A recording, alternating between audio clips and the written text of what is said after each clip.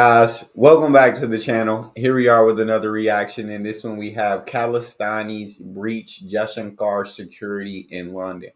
Oh, are you serious?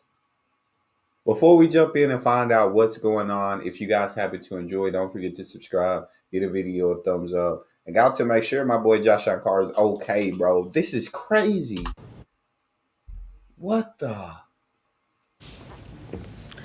Now let's turn to the UK. India's Foreign Minister S. Jaishankar is there. He is on a long 6-day trip to the UK and Ireland. And yesterday he had a scary encounter. S. Jaishankar was at the Chatham House in London. It's a very old British think tank. The minister spoke to them for more than 1 hour.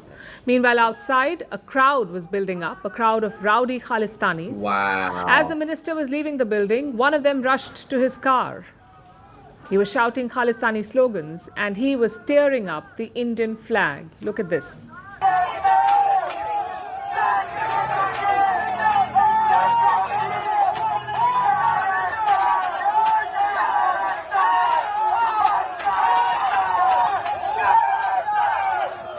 Nah, yeah.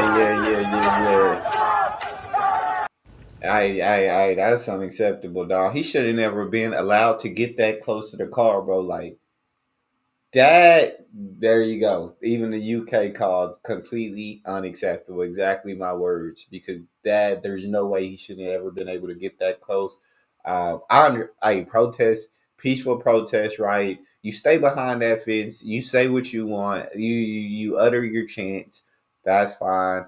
As long as you're not expressing hatred. Because I think is that not a law in the UK, like no hate speech, something like that. Correct me if I'm mistaken. Um, but yeah, you can protest and say all the things, but him rushing towards that car like that is absolutely unacceptable. Security should have never let him get that far. This is a serious security breach.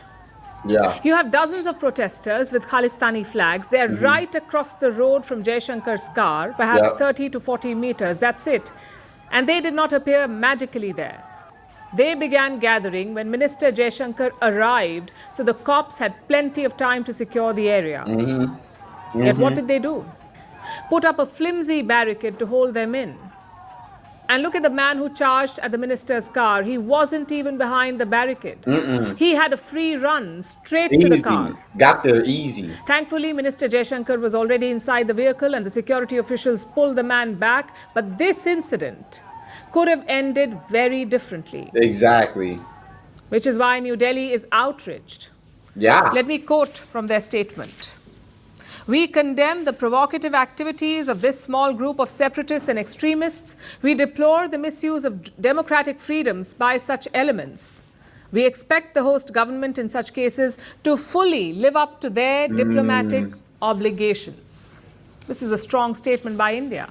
New Delhi has Yeah. also I mean, I feel like UK security. I mean, you guys got to send a message like to say like you say that it is unacceptable, but there's got to be a message so that other people know like you can't just rush the car like that. Like I said, y'all put up that barricade or whatever. It was a flimsy barricade, like she said. But as long as the people stay behind it and wave your flags, whatever you want to do, whatever you want to do.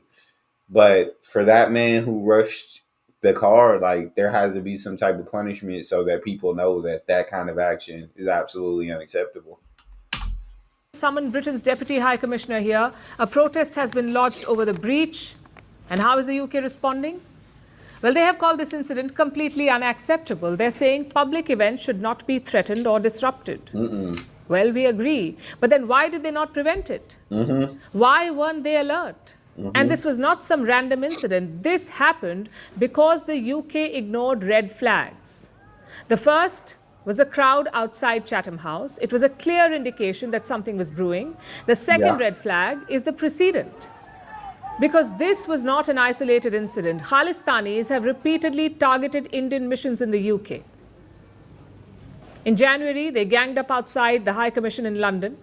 Back in 2023, they actually attacked it. They attacked the Indian High Commission. The Indian flag was desecrated. The High Commission's property was destroyed, and our officials were hurt. So you have a long What history of the? Khalistani violence in London. You have a Khalistani crowd near the Indian minister's motorcade. Yet, what Yeah. is your plan of action? A tiny barricade. Yeah, y'all got to Frankly, figure this is this out because I mean, the Indians are rightfully outraged because it seems like this isn't the first incident. Man climbed up in that man room like on his balcony, bro. Like this not the first incident. This not the first situation that this has happened. And like, how can Indian diplomats feel safe coming over when these situations occur like multiple times?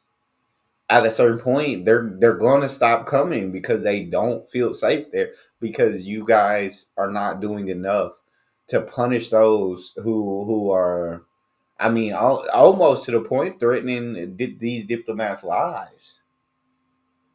Like I said, I'm all for protest. I'm all people. There's a lot of things to protest in this world, and they feel like they've been slighted. And they, if they want to get in a group and they want to protest and they want to hold up their flags and they want to yell stuff, go for it. But the moment that he rushes that car, the moment that man climbs up on that balcony, there has to be a punishment that is fitting for to set an example and let other people know like that is you say it's unacceptable, but there needs to be an example set to show that it's unacceptable. becoming absurd. You talk about signing a free trade deal with India. You say you want to supercharge India ties, yet you risk the security of India's top diplomat. Mm-hmm. This is completely unacceptable. And we get the whole freedom of expression argument. We are a democracy too, but we don't allow mobs to endanger visiting leaders. Agreed. Think back to all the recent trips. Donald Trump had a roadshow in Ahmedabad, no incident. Emmanuel Macron had a meet and greet in Jaipur. He was openly mingling with the locals. Again, no incident. Anthony Albanese took a lap of a cricket stadium, no incident. Britain's former Prime Minister Rishi Sunak was here last month. He was touring the Taj Mahal like a normal visitor. Again, no incident. If India can protect visiting leaders, why can't Britain? Because the problem there is systemic. Because Britain does not see Khalistanis as a security threat, they see them, or they see this as an issue of freedom, or perhaps a pressure point against India. Unless that changes, such incidents will keep happening, and we hope London is listening because we know that they are very keen to build ties with India. Mm-hmm. The UK's Foreign Secretary hosted Minister Jaishankar at his country residence. It's called Chevening House. He also had a meeting with Prime Minister Keir Starmer. So clearly, London is going the extra mile. But we say, forget the extra mile. Mm-hmm. Do the bare minimum first. There you go. Crack down on elements threatening India's integrity. Secure our diplomats and visiting officials. That is the first step to meaningful relations. Not complicated trade deals or working retreats, but mutual respect and safety. Agreed. I couldn't have said it better. I completely. Let me know what you guys think. I'm sorry. I'm over here doing so much talk because that upset me, bro. Because like you see those situations happen, and things could have absolutely ended so differently.